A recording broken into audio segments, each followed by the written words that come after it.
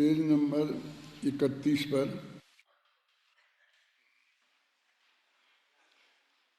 एक प्रश्न है और उसका उत्तर अपन को देखना है।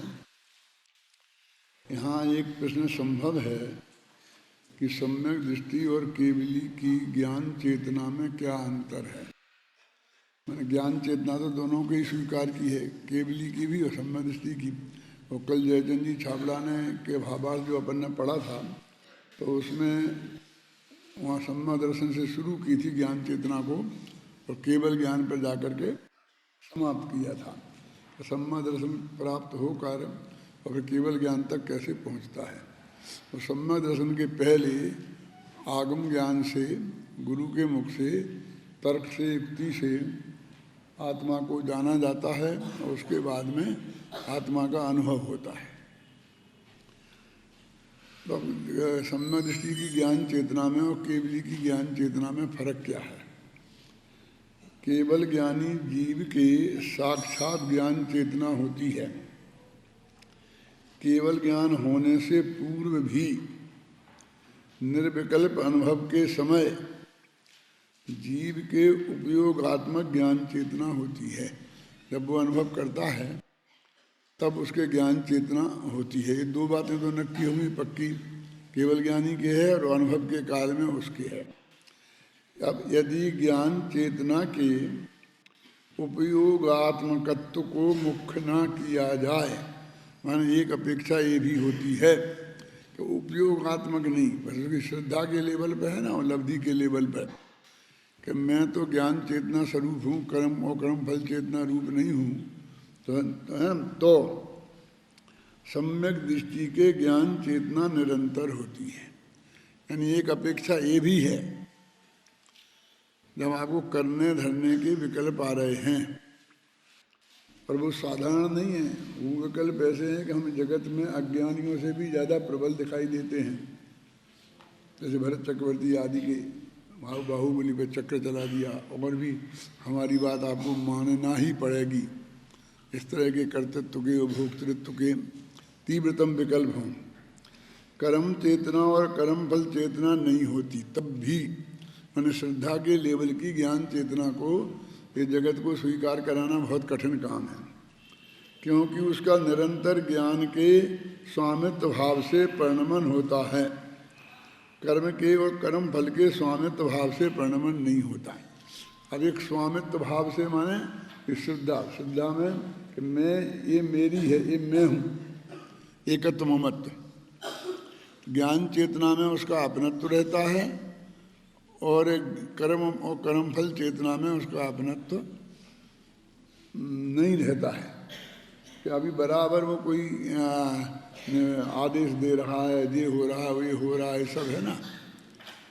फिर कोई आदमी उससे कहता है कि देखो साहब, आपने तो बहुत कड़काई से कह दिया, लेकिन वो इतना काम संभव नहीं है, वो जितना होगा उतना ही हो पाएगा। तो मैं सब जानता हूँ, तुम चुप रहो। मैं सब जानता हूँ मैंने कहा, जब मैं इतना कहूँगा तो ही उतना होगा, मैं ये जानता हूँ, और उतना हो जाएगा तो मेरे को संतुष्ट रहूँगा। कहने का अर्थ है कि उसकी श्रद्धा के लेवल पे अपन भी ऐसा अनुभव कर लेते हैं ना, देख लेते हैं कि भाई क्या बात है। इस प्रकार यह सुनिश्चित हुआ कि सम्यक दृष्टि के केवल ज्ञान होने के पहले भी ज्ञान चेतना होती है और केवल ज्ञान होने पर उसे साक्षात ज्ञान चेतना होती है। तो इतना भेद डाला, उसका नाम रख दिया उन्होंने साक्षात ज्ञान चेतना। सम्यक दृष्टि को जो होती है उसकी दो अपेक्षाएं, एक तो अनुभव के काल में और एक निरंतर। अनुभूति के बारे में भी अपन ने, अनुभव के बारे में भी पहले समझाया था कि एक तो वो अनुभव जो अनुभूति के काल में होता है, और दूसरा वो कि जो अपन कहते हैं ना 10 साल का अनुभव MA क्लास पढ़ाने का है इन्हें, ऐसा बोलते ना, तो उसे भी अनुभव बोलते हैं। उसकी श्रद्धा निरंतर कायम रही है ना। और ये सारा प्रकरण श्रद्धा के लेवल का है, इसलिए कहते हैं कि सम्यक चौथे गुणस्थान से लेकर ऊपर ज्ञान चेतना ही है और अज्ञान चेतना, क्योंकि कर्म और कर्म फल चेतना को तो अज्ञान चेतना कहते हैं। अब फिर जो देखेंगे वो बाहर में विकल्प हो रहे और तुम कह रहे कि वो उन्हें विकल्प नहीं होता है, तो कैसे निर्विकल्प हैं? तो वो विकल्प जो हो रहे हैं वो चारित्र मोह संबंधी हैं, और हम जो निर्विकल्प बता रहे हैं वो दर्शन मोह संबंधी है। ये अंतर जब तक हम नहीं पहचानेंगे तब तक इन प्रश्नों का कभी जवाब हमें नहीं मिलेगा। बनारसी दास जी का छंद पढ़ो, देखो क्या लिखा है इनने।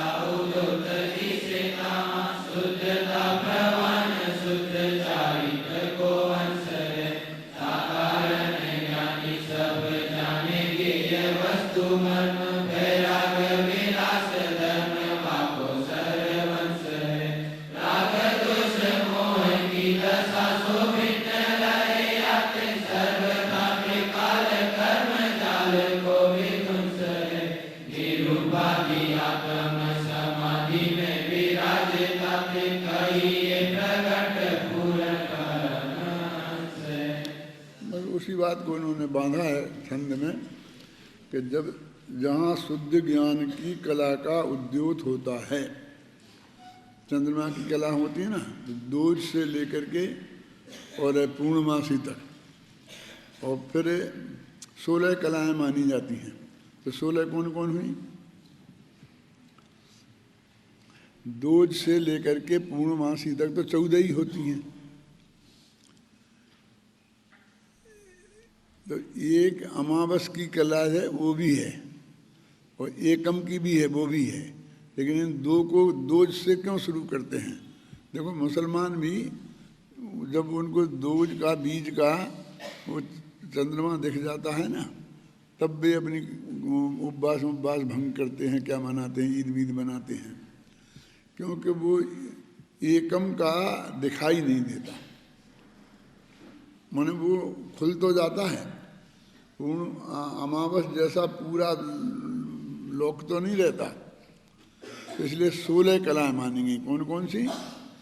15 दिन की 15 और एक अमावस की। तो अमावस की का और एक पूर्णमासी की, मतलब ये अमावस और पूर्णमासी, एक पूरा घना अंधकार और एक पूरा प्रकाश, तो दो तो ये पूर्णता वाली हो गई और बाकी सब कम ज़्यादा हो गई। अभी आपने शायद चंद्रमा के बारे में कुछ ज़्यादा कभी विचार नहीं किया होगा, लेकिन उसका एक एक दिन का, एक एक मिनट का ये स्वरूप स्थित होता है। कैसा कि कितना खुला रहेगा, अब कि भाई इतना कम खुलेगा कि ज़्यादा खुलेगा। देखो सवाल उसका नहीं, मैं क्या कहना चाहता हूँ कि जैसे वो एकदम ऐसी गोल चीज़ है ना, तो इतना हिस्सा खुला है, लेकिन कब वो इधर को खुला है और कब इधर खुला है, समझ में आई? ऊपर नीचे, माने वो खुलावट बराबर होने पर भी दोनों की दिशा में बहुत बड़ा अंतर होता है, माने दो एक सी नहीं होती हैं। और ये ज्योतिषी लोग उसके आधार पर शुभ अशुभ का भी निकालते हैं। मुसलमान लोग तो बहुत बीज के चंद्रमा को ये देखते हैं कि दो नौके हैं ना, कभी देखा है दूज का चंद्रमा? दो नौके हैं, तो इसमें कौन सी ऊपर है और कौन सी नीचे है, उसके आधार पर भविष्य का नक्की करते हैं। क्या सर्दी आएगी, व्यापार में फायदा होगा, नुकसान होगा, लाभ होगा, हानि होगी। अपन माने वो दोज के दिन ये पोजीशन होती है कि डिसीजन करना बहुत कठिन होता है।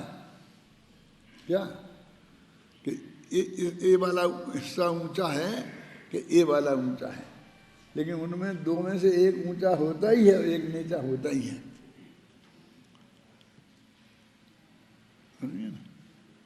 तो लेकिन रोज ही ना उसकी 16 कलाएं माने चंद्रमा रोजाना अलग रूप में आता है इसका, इसलिए उसे 16 कलाएं बोलते हैं। तो जहाँ शुद्ध ज्ञान की कला का उद्योत होता है, वहाँ पर शुद्धता प्रमाण मन शुद्धता के अनुसार प्रमाण माने परिमाण। शुद्धता के नाप में शुद्ध चारित्र को अंश भी प्रकट होता है।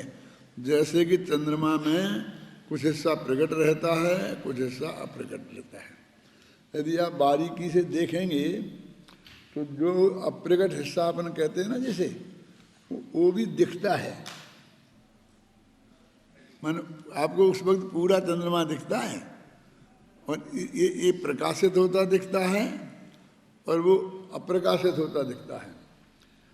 जिसके बाद अमावस आनी होती है, उस दिन की अष्टमी का चंद्रमा बिल्कुल अलग टाइप का होता है, और जिसके बाद पूर्णमासी आनी है, उस दिन के चंद्रमा की स्थिति अलग होती है, दिशा बदल जाती है। अमावस के पहले जो चतुर्दशी आती है उसमें, और पूर्णमासी के पहले जो चतुर्दशी आती है उसमें तो महान अंतर होता है। ख्याल में है ना? पूर्णमासी के पहले चतुर्दशी आती है, उसमें लगभग खुला रहता है, पर बहुत कम हिस्सा दबा रहता है। और अमावस के पहले आती है तो बहुत कम खुला रहता है और बहुत बड़ा हिस्सा दबा रहता है। और इसलिए आपको अष्टमी के बाद की जो पोजीशन में तो बहुत अंतर दोनों में दिखाई दे जाएगा। लेकिन अष्टमी में बिल्कुल आधा वो दबा रहता है और आधा खुला रहता है, लेकिन उसकी दिशा नक्की होती है। एक ऐसा आधा खुला है कि ऐसा आधा खुला है। आप जानते हैं कि दिनों रात सूरज की गति के आधार पर नक्की होते हैं, चंद्रमा के आधार पर नहीं होते हैं। और महीना और पक्ष ये चंद्रमा की गति के आधार पर नक्की होते हैं। चंद्रमा की जो चाल है उसके आधार पर शुक्ल पक्ष, कृष्ण पक्ष और किसके इसका निर्णय चंद्रमा की गति के आधार पर होता है। फिर तो मास का और पक्ष का इसके हुए ना, फिर उसके बाद में क्या आता है? अयन।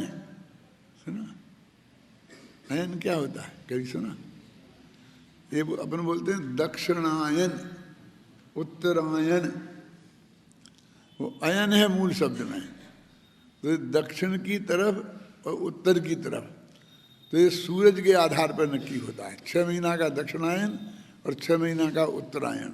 तो सूरज आप देखिए दक्षिणायन में यहाँ से वो तो ऐसा जाता है ना, तो वो ऐसा जाएगा, तो उत्तरायण में जाएगा तो वो ऐसा जाएगा। समझिए ना? तो आप अपने घरों में देखते होंगे कभी कि यदि आपका दक्षिण की तरफ खुलावट है आपके मकान में, तो दक्षिणायन के दिनों में आपके घर में धूप आएगी और उत्तरायण के दिन में नहीं आएगी। अब दक्षिणायन के समय माने होती, दक्षिणायन का समय होता है सर्दियों का, उत्तरायण का होता है गर्मियों का। तो सर्दियों में धूप अच्छी लगती है, समझिए ना? और यदि हमारा दक्षिण का बिल्कुल वैसे दरवाज़ा, तो दक्षिणायन नहीं चाहिए, लेकिन खुलावट चाहिए, तो उसमें धूप आएगी। और उत्तरायण में तो न गर्मियों में धूप नहीं आएगी, तो बहुत अच्छा है ना। धूप नहीं आवे तो अच्छी बात है ना। तो इस तरह से इनकी गति होती है। तो अयन माने उत्तरायण और दक्षिणायन, ये 6 महीने का निर्णय फिर काय से होता है? सूरज से।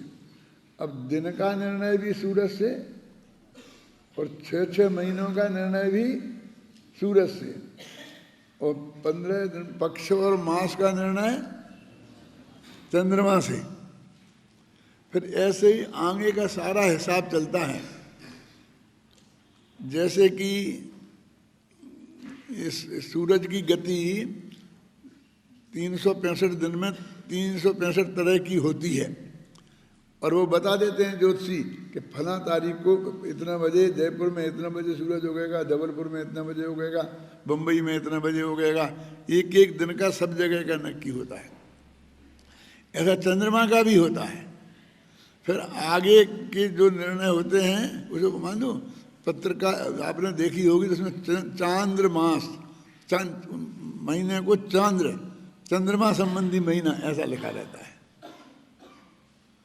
चांद्रमास कहते हैं उसे।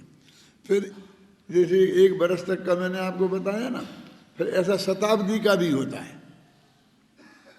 दशाब्दी का भी होता है।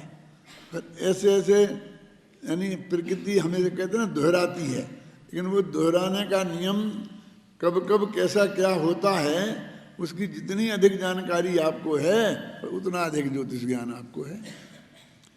अब एक ये और दूसरी कि उनके साथ में इस जगत के मौसम वगैरह का भी बहुत जुड़ान है, और मौसम के हिसाब से फिर व्यापार आदि का इसमें एकदम ज़्यादा वो ऐसा हो जाएगा, ये हो जाएगा, वो हो जाएगा, आगे बढ़ जाएगा, तो वो उसके हिसाब से सब निकलता है। ये पूरा विज्ञान है। अब इंडियन ने उसे अपने तरीके से विकसित किया, वेस्टर्न वालों ने अपने तरीके से विकसित किया, लेकिन अंत में सबको वहीं आना पड़ता है। जैसे कि 1 बरस कितने दिन का होता है?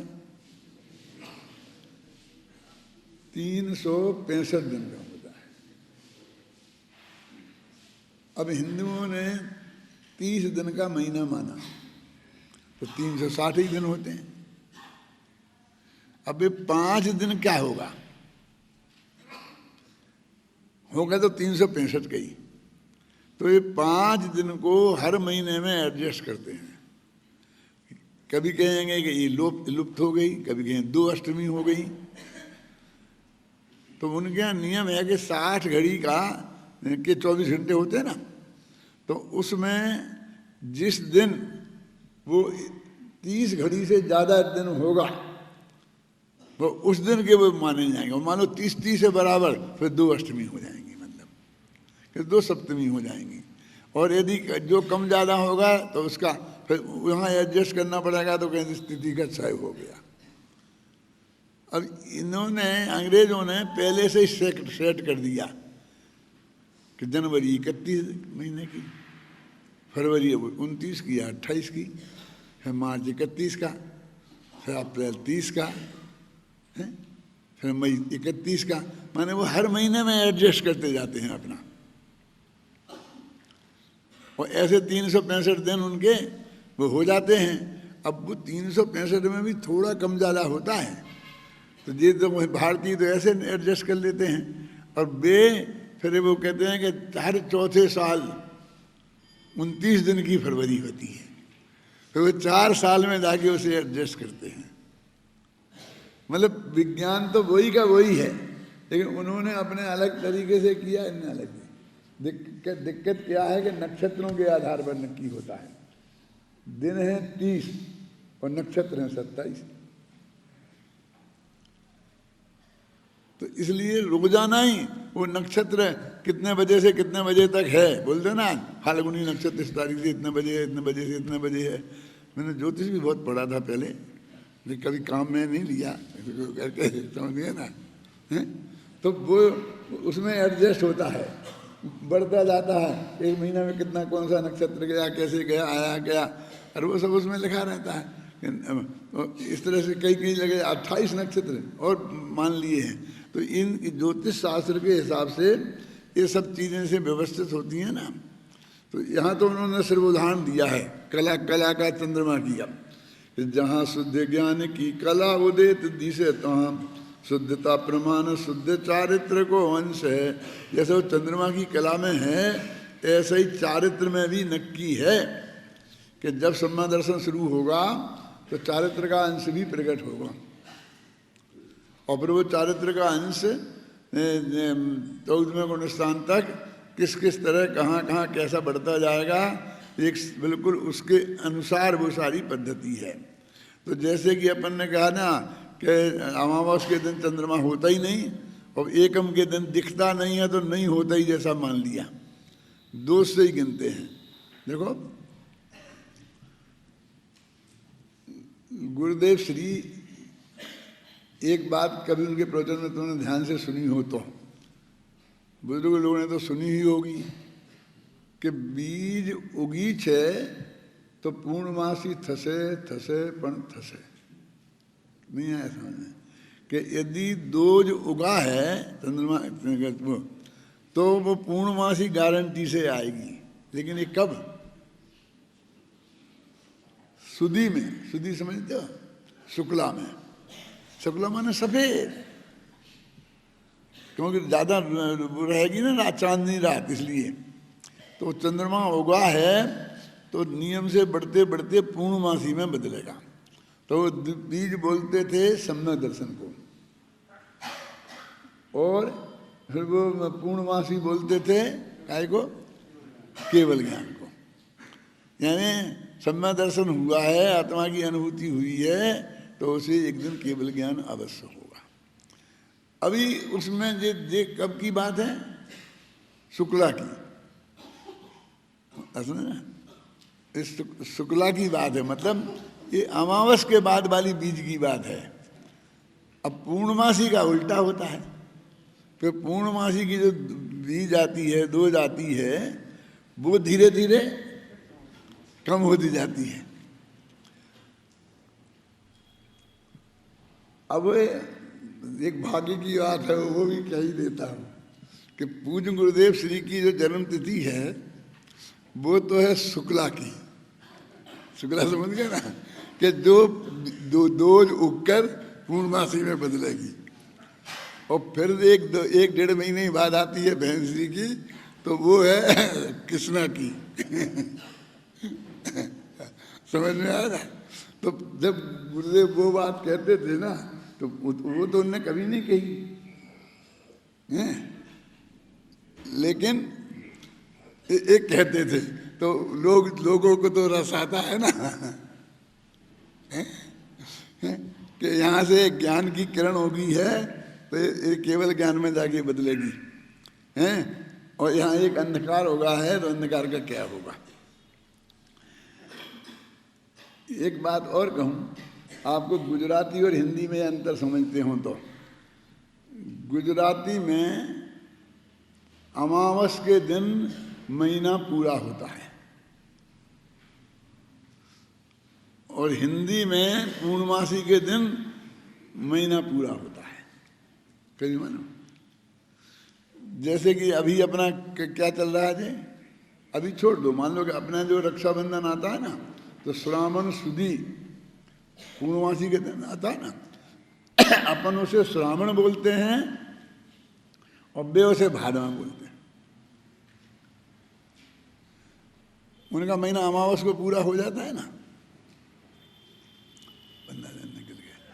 तो ये चक्कर पड़ता है हमेशा कि पूरा महीना कब हुआ। तो वो ये कहते हैं कि दिवाली के दिन से शुरू हुआ बरस, और अगली साल दिवाली को बरस खत्म होगा, तो वो फिर अमावस के बाद ही शुरू हुआ ना, उसे बोलते हैं वो बैसता बरस। गुजरात में क्या बोलते हैं, क्या अब बरस बैठा है। तो दिवाली के दूसरे दिन को क्या बोलते हैं, तुम तो समझते हो ना गुजराती लोग, बैसता बरस छे, तो वो बैठता हुआ बरस। और हिंदी वाले वो नहीं मानते हैं अमावस को, वो नया साल, समझेंगे ना। तो वहाँ क्या होता है कि गुरुदेव ये बोलते थे कई दफे अपने प्रवचनों में, आप लोगों ने सुना हो कि नहीं, कि हिंदी वाले सही हैं, ये गुजराती वाले सही नहीं हैं। और वो तर्क ये देते थे कि देखो उसका नाम है अमावस। अमावस माने अर्धमासी, और पूर्णिमा माने पूर्णमासी, अपन बोलते भी है ना। तो उसमें साफ शब्द लिखा है पूर्णमासी, कि महीना पूरा हो गया, समझे ना। और अमावस को अर्धमासी लिखा है। अमावस को अर्धमासी लिखा है और उसको पूर्णमासी लिखा है, इसलिए हिंदी वालों की बात सही है, समझ। तो इसलिए अच्छा उन्होंने कहा अब दोनों की सुदी, सुदी माने शुक्ला एक होती है, और कृष्णा में अंतर होता है 1 महीने का। अब ये कैसे हो सकता है? क्योंकि अपन तो मानते कृष्णा आई पहले, चैत कृष्णा पहले आई और चैत की शुक्ला आएगी बाद में। अब वे क्या मानते हैं कि चैत की अपनी शुक्ला शुरू होती है, शुक्ला से शुरू हुआ तो उनका महीना 15 दिन बाद शुरू होता है। तो 15 दिन बाद शुरू होगा तो 15 दिन बाद खत्म होगा। 15 दिन बाद शुरू होगा तो 15 दिन बाद खत्म होगा। तो ये भाग्य की बात है कि पूज्य गुरुदेव की तो सुधी है, वैशाख सुधी दोज, तो वो तो दोनों की एक होती है।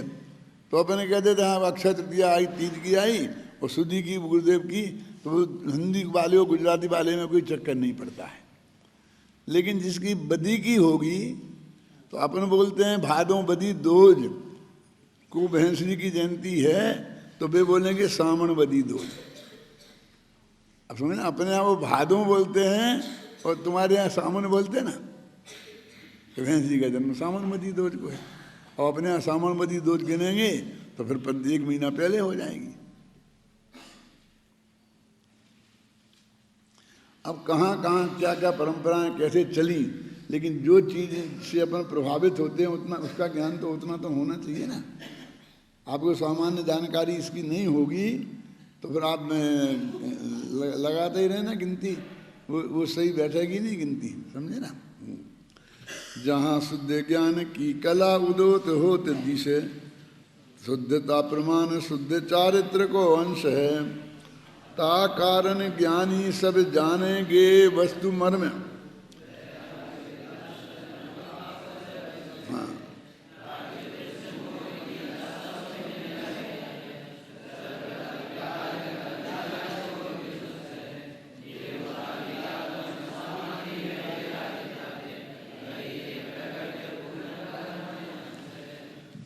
देखो सर्वथा कर्म जाल का विध्वंस हो जाता है ना। और निरुपाधि आत्म समाधि में विराजित होता है। तो ये परमहंस माने भगवान आत्मा पूर्ण प्रगट माने पूर्णता को प्राप्त हो जाता है, माने पूर्णमासी हो जाती है। हो गया ना। चलो,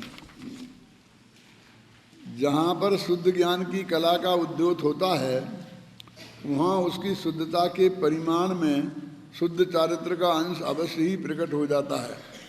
इस कारण ज्ञानी जीव समस्त गेय वस्तुओं का मर्म जान लेते हैं और उनके सर्वांग वैराग्य भाव प्रकट हो जाता है।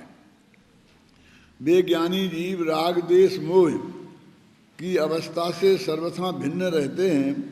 इस कारण उनके भूत भविष्य और वर्तमान कालीन कर्मों के जाल का विध्वंस हो जाने से वे निरुपाधि आत्म समाधि में विराजते हैं और प्रगट रूप से परमात्मा बन जाते हैं।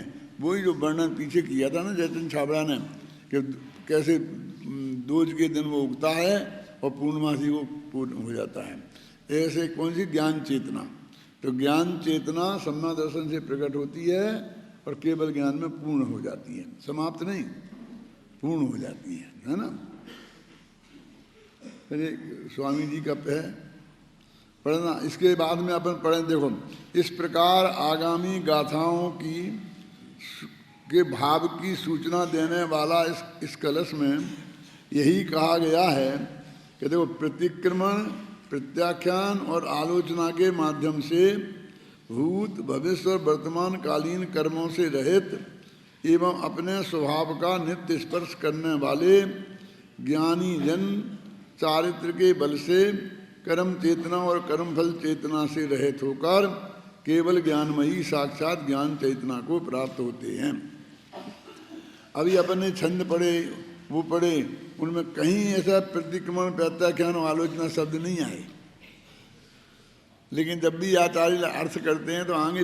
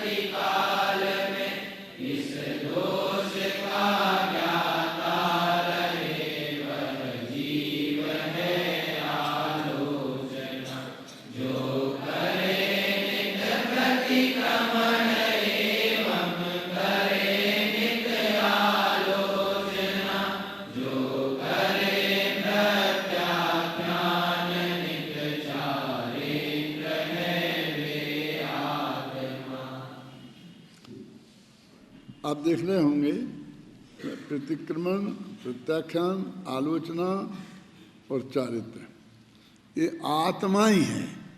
ऐसा भेद नहीं कि आत्मा ने प्रतिक्रमण किया और प्रतिक्रमण अलग आत्मा। कहते जो आत्मा अपने भूतकाल के देशों से, अपराधों से निर्वृत्त हो गया। अब निर्वृत्त हो गया माने भूतकाल के तो नष्ट ही हो गए वैसे, लेकिन वो उसमें श्रद्धा में से उनका कर्तृत्व उसके दिमाग में से निकल गया। कर्तृत्व और भोक्तृत्व, क्यों कर्तृत्व भोक्तृत्व तो कर्म चेतना और कर्म फल चेतना कहलाते हैं। यदि वो दिमाग में से नहीं निकले तो कर्म चेतना और कर्म फल चेतना खड़ी रहेगी, है ना। तो वो उसके श्रद्धा में से निकलना चाहिए।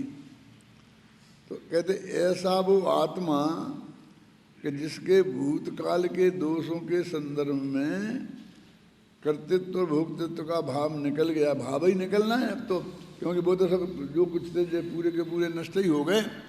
तो वो आत्मा ही प्रतिक्रमण है कहते हैं। वो जब वो प्रतिक्रमण करेगा, वो प्रतिक्रमण है, वो करता है आत्मा, और होने वाली वो क्रिया है। और फिर बताएंगे कैसा करना पड़ता है, तो ये बोलना पड़ता है, फिर ऐसा बैठना पड़ता है, फिर रीढ़ की हड्डी सीधी रखनी पड़ती है, फिर वो 50 तरह की बात कहते हैं।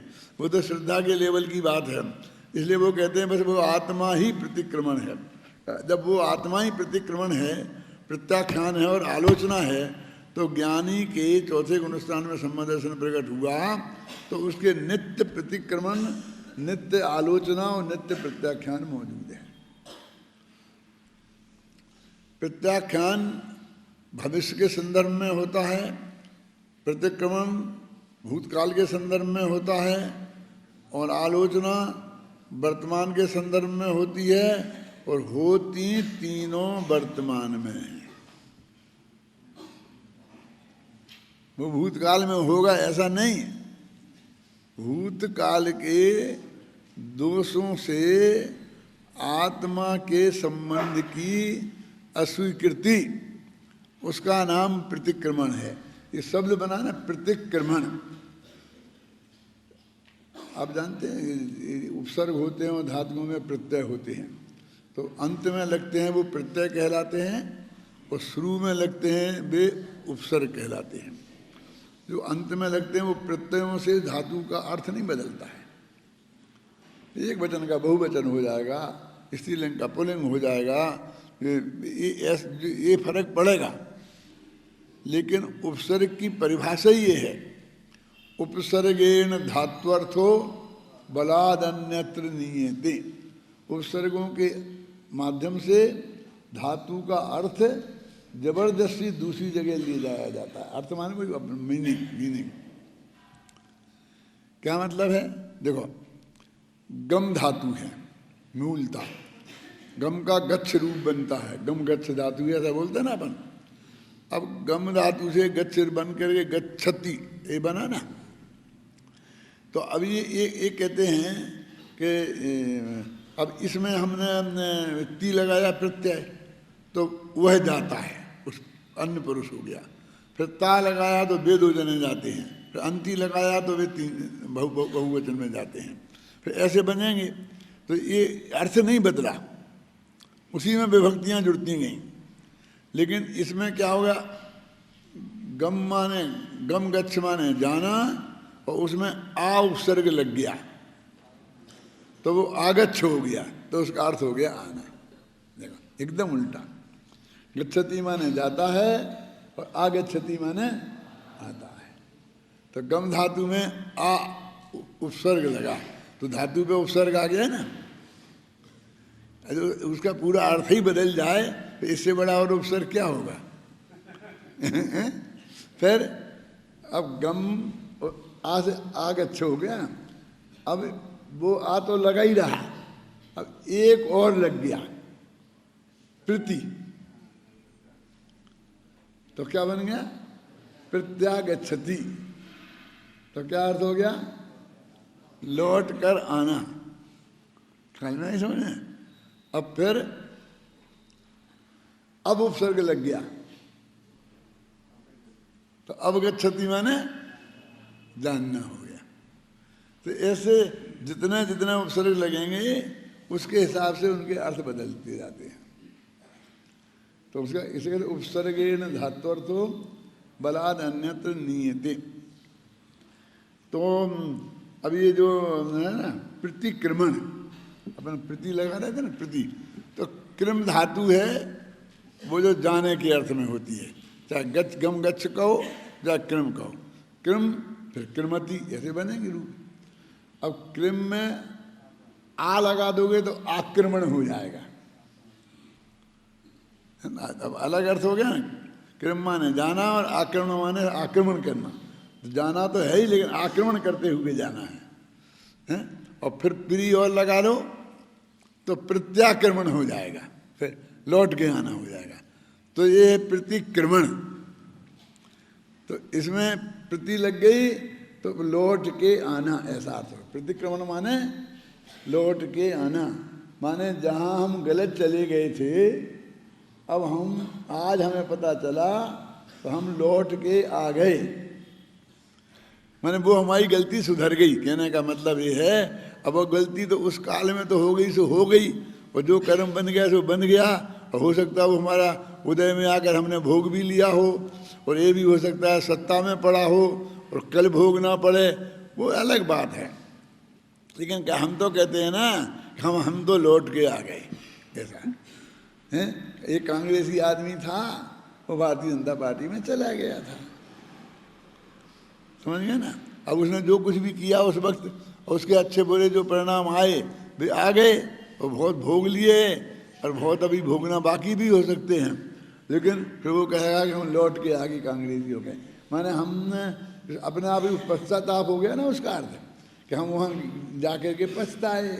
हम तो समझते थे ये बहुत अच्छी पार्टी होगी, लेकिन ये तो सांप्रदाय जो कुछ भी आरोप लगाया, समझे ना। तो ऐसे ही हम जहाँ चले गए थे वो रास्ता सही नहीं था, और आज हम लौट के वापस आ गए, उसका नाम हो गया प्रतिक्रमण, समझे ना। लौट के वापस आना सही रास्ते पर।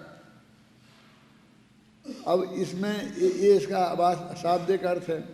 तो हम उसमें क्या कहते, पुरानी जो भी गलतियां होती हैं हमसे वो हम उनको दोहरा देते हैं। अभी क्या करें कि आचार्यों ने बना दिए, क्योंकि हम तो समझते तो हैं नहीं अपने आप। जो वास्तव में तो हरेक का प्रतिक्रमण, हरेक की आलोचना और हरेक का प्रत्याख्यान अपना व्यक्तिगत चीज है, सामूहिक कभी हो ही नहीं सकता, क्योंकि तुम वहाँ गए थे हम गए ही नहीं थे। अब दोनों एक साथ बोलेंगे, अब जब बोलेंगे तो क्या करेंगे, वो सामूहिक ही बनाना पड़ेगा ना। तो फिर लगाएंगे हम कहाँ से, क्या लगाएंगे। मैंने एक इंद्री का घात किया, फिर मैंने एक इंद्री में से मैंने पृथ्वी का घात किया, फिर मैंने जल का घात किया, फिर मैंने अग्नि का घात किया, फिर मैंने हवा को तकलीफ पहुँचाई, फिर मैंने वनस्पति को तकलीफ पहुँचाई, फिर 30 जीवों को तकलीफ पहुँचाई। एक एक गिनाएंगे, क्योंकि ये सबके हुए हैं। फिर वो बोलेंगे ना क्या कि मैंने पृथ्वी की खोदी आते आलोचना पाने आता होगा ना पृथ्वी का। फिर कहते पानी को जल बलूल लो, है? फिर आता है हवा को मैंने ये डिस्टर्ब किया, फिर अग्नि के साथ मैंने ऐसा किया, फिर वनस्पति के साथ ऐसा किया। वो पंक्तियाँ आती हैं, मुझे अभी दिमाग में नहीं आ रही हैं, आलोचना पाठ में बोलते जाते हैं ना। तो वे सामूहिक रूप से हैं, लगभग सबसे बेगलतियाँ हुई हैं। तुमने भी पृथ्वी पर रहे, हम भी पृथ्वी पर रहे। तुमने जैसी उसके साथ की कि कभी खूंटा गाड़ा उसमें, कभी उसे खो दी, कभी उसको कुछ किया। जो तुमने किया वो हमने किया, इसलिए एक कॉमन हो गया। पानी के साथ जो तुमने किया वो हमने किया। कुएं में बाल्टी डाली और फिर उसको उठा के पटकी, क्योंकि वो जो काई है अलग हो जाए, पानी निकली तो उसमें जो जीवों को तकलीफ हुई तो उन्हें वो चीज़ें गिना दी, बस खत्म। माताओं बहनों की मुख्यता से हो गया तो झाड़ू ले जाएगा बुहारी तो फिर चिड़िया की जिम्मेदारी, फिर 3 इंद्री, फिर 4 इंद्री, फिर मक्खी मच्छर मारे, फिर 4 इंद्री, फिर 5 इंद्री, ऐसे नहीं 5 इंद्री। मेरे कहने का मतलब उन्होंने धीरे धीरे धीरे धीरे सब बना लिए। ऐसे उन्होंने क्या, मैंने एक जीव एक इंद्री को मारा हो, 2 इंद्री को मारा हो, 3 इंद्री को मारा हो, 4थे इंद्री को मारा, 5 इंद्री, ऐसे वो सब गिनाते रहते। श्वेतांबरों के जो बने हुए हैं सभी सारे प्रतिक्रमण इस तरह से बने हुए हैं। और वो प्राकृत भाषा में है, पुरानी भाषा पाली में, प्राकृत में, तो बस वो किसी की समझ में कुछ नहीं आता क्या हो रहा है, तो श्रीमद ने गुजराती में बना दिया है। और फिर वो बोलते हैं मैं पापी हूँ, दुष्ट हूँ, ऐसा हूँ, ऐसा हूँ, ऐसा हूँ, ऐसा बोल वही गलती करते हैं। तो वहाँ पर अध्यात्म स्टडी सर्कल में हम जाते हैं हर साल बम्बई में, तो वहाँ ने एक पद्धति बना रखी, जब प्रवचन खत्म होते हैं तो अंत में वो बोलते हैं। श्रीमद के बनाए हुए दो हैं, एक बड़ा एक छोटा, तो वो खड़े होकर के जो आधा पेज का है वो बोलते हैं, तो वे बोल के खुद सुनाते हैं, सब लोग सुनते हैं। तो ये अनेकांत वो छोटा था तो हमारे साथ वहाँ गया जब प्रवचन में, वहाँ बैठा सुना हुआ इसने, क्योंकि पापा साथ में होंगे। फिर वो बोलते थे हूँ पापी छूँ, हूँ दुष्ट छूँ, मैं ऐसा हूँ, मैं ऐसा हूँ, ऐसा वो दिनेश भाई बोलते थे स्पीकर पर। तो जाकर दादा एक क्या कि दिनेश भाई पापी है? मैं कहा नहीं तो, कि वो बोल रहा था ना, कल भी बोला और आज भी। मैं ये बात कह के सिर्फ इतना कहना चाहता हूँ कि वो सब हमारा ऐसा मशीन जैसा काम हो गया क्या, कि वो कोई नहीं समझ। जब बच्चा था तो उसने सही बात सोच ली, वो कह दी, और बाकी कोई सोचता ही नहीं है कि मैं दुष्ट हूँ, मैं पापी हूँ। अब ऐसा कह रहे, हम कहते तुम बहुत दुष्ट हो, तुम बहुत पापी है, तो गुस्सा कह रहे। ये तूने कहा, रोजीना हमने सुना, कोई वर्षों हो गए, 30 बरस हो गए सुनते सुनते, हर साल रोजीना सुनते हैं 8 दिन तक है? इतनी दफे क्यों सारी सभा के सामने स्वीकार किया, और आज हम कह रहे तो अकड़ रहा है। यानी वो इतना नीरस हो गया, मैं कहना चाहता हूँ, जान निकल गई उसमें से। इसलिए मैं कहता हूँ सबसे कि सचमुच तुम्हें भगवान की स्तुति करनी है, सचमुच प्रतिक्रमण प्रत्याख्यान करना है, तो छोड़ो हमारे तुम्हारे लिखे, तुम अपनी भाषा में बोलो। मंदिर में जाकर के प्रभु पतित पावन नहीं पढ़ना है, घबराना नहीं, सकल गे गायक नहीं पढ़ना, अपने अपने मुंह से बोलो ना। हम तो भी पद्य बना नहीं, बनाओ पद्य ना, गद्य में बोलो।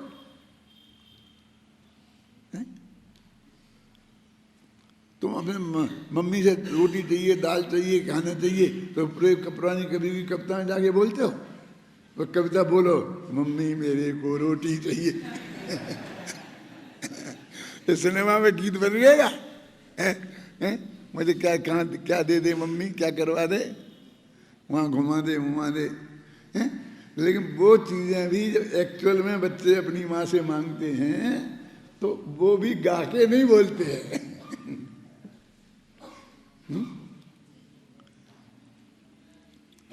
गा के नहीं बोलते हैं, समझ में है ना। मुझे याद है सबसे पहले जब हमने रामायण पढ़ी थी संस्कृत की, तो उसमें आता था अहम गमस्यामि महावनम प्रिय त्वया ही वस्तव्य यही विभावनी। माने रामचंद्र जी सीता जी से कह रहे हैं जाकर के कि अहम गमस्यामि महावनम प्रिय, हे प्रिय मैं भयंकर जंगल में जा रहा हूँ पिताजी की आज्ञा से, और त्वया ही वस्तव्य यही विभाविनी, कि आपको यहीं रहना चाहिए और सास ससुर की सेवा करनी चाहिए। तो उसमें लिखा सब ऐसा क्या। तो हमारा चक्रवर्ती प्रोफेसर पढ़ाता था, तो वो कहता कि ये कविता में बोलती होगी। रामचंद्र जी सीता से बात करते होंगे तो कविता में बोलते होंगे, क्योंकि उस पद्य में ही लिखा जाता था, गद्य में तो लिखा नहीं जाता था। आपने नाटक पुराने जमाने के देखे होंगे ना, तो वे नाटक भी सब कविता में ही होते थे। स्टेज पे आते थे नायक नायिका, तो वो सब वे छंद ही बोलते थे क्या, वो छंदों में ही संवाद चलते थे, वे रट लेते थे और वो संवाद बोलते थे, और सब लोग आराम से देख के सुनते थे। ये गद्य का तो बाद में आया, क्योंकि यही तर्क से कि कहीं होता ही नहीं है ऐसा एक्चुअल। तो मैं ये कहता हूँ ये हमारे सब पूजा पाठ ऐसा ही हो गए। एक दफे तो ऐसा होना चाहिए कि तुम सिद्ध चक्र विधान अपने मन से करो, मतलब और कोई नहीं लेना देना नहीं। तुम बोलो ना भगवान की कुछ सिद्धि स्थिति, 2 वाक्य नहीं बनेंगे, फिर इतना लंबा चौड़ा विधान कहाँ से आ गया। क्यों बोलो ना भगवान की स्तुति करो ना, पिलाओ अर्घ बनाओ चढ़ाओ, जो भी करना है करो। ये स्तुतियाँ हटा दो और मंदिर में जाकर खुद बोलो, और सचमुच जब हृदय की बात बोलते हो तो तुम गद्य में ही बोलते हो, हे भगवान मेरे बच्चे की तबीयत ठीक हो जाए, इतनी संकट, फिर वो बिल्कुल गद्य में बोलते हो चुपचाप, वो बगल वाला सुन भी ना लेवे हैं, क्योंकि वो नहीं चाहता है कि मैंने भगवान से ऐसा मांगा है। ख्याल में आई ना? वो दूसरों की कवियों की बोलने में अपने क्या बिगड़ता है, कहते हैं हमारा थोड़ी, हमने थोड़ी कुछ मांगा। क्षमा मानी भी पुरानी गाथा लिख लिख करके बोलते क्या है, अपने अपने हृदय के शब्द लिखो ना एक्चुअल, तो हजारों नहीं डालोगे, फिर लिमिटेड ही 2-4 ही डालोगे, फिर सोच सोच के ही डालोगे क्या गलती भैया, किस गलती की माफी मांगनी है, तो सब चीजें बेजान हो गई हमारी इस पद्य में, कविता में, दूसरों की लिखी बोलने से एक्चुअल नहीं रही, एक्चुअल जीवन में आना चाहिए। अब ये गतकाल में ये प्रतिक्रमण, वर्तमान में अपने छंद तो पढ़ा था ना, तो उसमें जो आया फिर एक दफे पढ़ो अच्छी तरह से, अब ध्यान देना जरा, हिंदी के पढ़ो।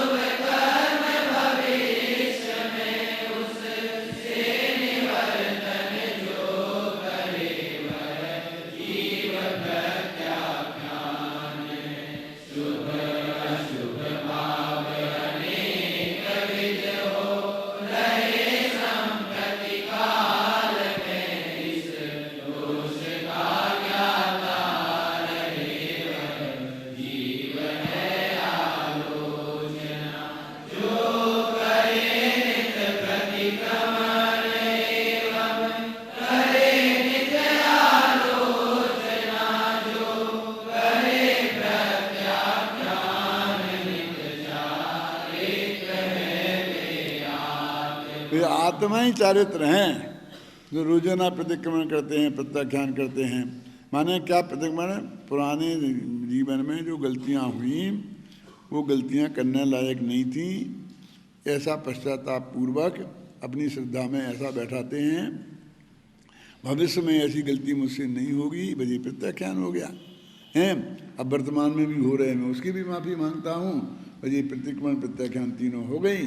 और ऐसा ही आत्मा स्वयं ही चारित्र है, ऐसा नहीं चारित्र अलग चीज़ है और आत्मा अलग चीज़ है और उसने उसे धारण किया। अब कल इसके अपन आत्मख्याति पढ़ेंगे।